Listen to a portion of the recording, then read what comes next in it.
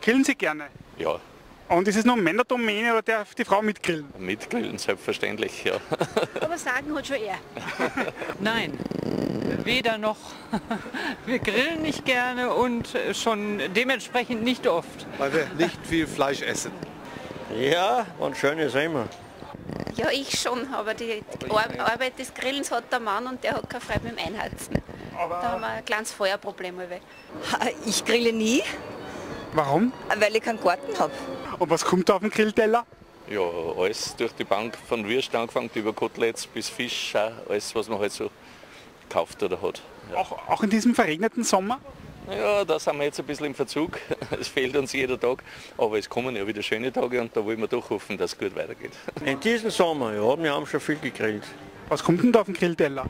Grillteller kommt auf ja, verschiedene Sachen, wie Schweinsbraten, also Schweinefleisch. Und wen macht es mir Spaß, wobei ich glaube, also, dass es nicht so gesund ist. Aber wie oft einigt sich dann, dass doch gegrillt wird? Er muss mindestens 2-3 Mal in der Saison. Und ist es nur Männerdomäne oder darf die Frau Ich mitgrillen? glaube schon, dass Männer das meiste machen.